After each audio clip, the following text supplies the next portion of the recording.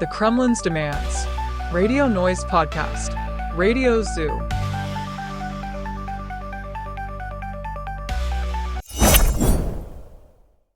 The demands of the Kremlin astonished even us, according to United States representatives. It remains unclear what, in this context, is concealed beneath the linguistic particle even, but given that these demands form part of the reckless scheme devised by Vyckoff's lunatic minions, it must be understood that Vyckoff, if he had served in the Gestapo during World War II, would have been dismissed for atrocities so heinous that they would have shocked even the seasoned Nazi executioners of the Third Reich. So, what transpired during these Turkish negotiations that so profoundly shocked our lesser brothers in history? Was it that the Muscovites sought to rid themselves of their delegation in order to later accuse Ukraine of sabotaging agreements and undermining all subsequent statements? No, for with such a president at the helm, they are no longer easily deceived. Could it have been the exceedingly low, both professional and representational, caliber of the Moscow delegation? No, for with such professionals managing their economy and governance, Nawarro, Musk, and other grandees, they are accustomed to and unperturbed by such standards. Then what? The theater gallery already exclaims to us. The demands concerning the withdrawal of Ukrainian troops from Ukrainian territories, which the Muscovites have inscribed on their wall with excrement in the restroom. This wall, to avoid confusion in terminology, they term, let us consult our notes, the Constitution.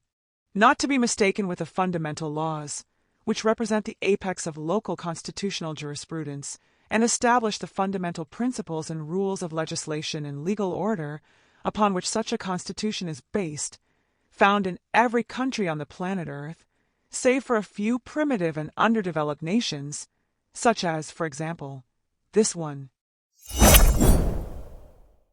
Imagine the treachery, the cynicism, and the illegality of such actions so audacious that they took even the Americans by surprise. Even those prepared to deploy troops to neighboring nations, to turn one into their own colony, and to supposedly assist another in the fight against drug cartels, in quotation marks, or eager to acquire foreign islands as their property because their president suffers from Greenland syndrome. Such revelations made a profound impression. Yet, as for us, we perceive nothing novel, astonishing, or unexpected in these demands. For the Muscovites have always been, are, and will remain nothing more than ruthless barbarians. And this issue, which, as it seemed to the Americans, could not be resolved, is in fact remarkably simple to settle. It would not even require the use of long-range means, tools we have long sought but have yet to persuade the United States to provide. How? Quite simply. First and foremost, it is essential to obtain an official declaration from the Orks, explicitly detailing these demands, issued precisely on behalf of Moscow, signed by an individual authorized to represent it in international legal relations in accordance with their fundamental law, rather than through a power of attorney or any other legal instrument establishing such authority. Neither Nebenzia nor his counterpart, Benzia, Mendiansky, nor their official alcohol partner, Medvedev, will suffice. Upon receipt of such an official demand, a formal diplomatic response should be issued, preferably through the United Nations, proposing a resolution of the matter based on international legal definitions and limitations that delineate the borders and territories of Ukraine. Copies of these legal instruments, duly certified, must be provided. Documents signed by the Horde are unnecessary. In this case, simply state that the original of such document name is in your possession. The resolution of this issue, duly signed by the appropriate authority of the Ork state, should be requested via official diplomatic channels to be sent to us. This ensures we obtain proof of the origin and the sender.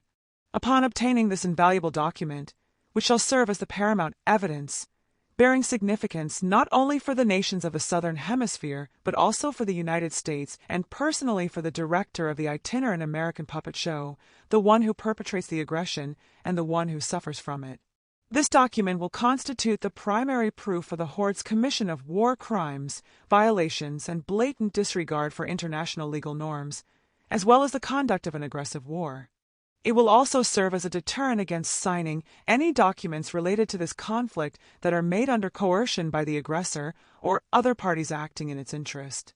It is imperative to invoke the mechanism outlined in the UN Charter to establish measures for the protection of victims of aggressive, predatory warfare, including the formation of coalitions, military units, and other necessary structures. Do you say they will refuse to send such a document? Then how can we resolve these negotiations? They are presenting demands that are impossible to fulfill without first addressing the core issue we highlight. For some reason, they consider Ukrainian territories to be theirs, despite the existence of international documents, some of which they have signed, that assert quite the opposite, to put it mildly. Without resolving this fundamental contradiction, subsequent actions become impossible. This will undoubtedly become clear, even to the chief president, our master of successful, elegant deals, and his lawyers from Brighton Beach. Do you like our straightforward plan? Don't thank us, don't applaud. We love you all the same.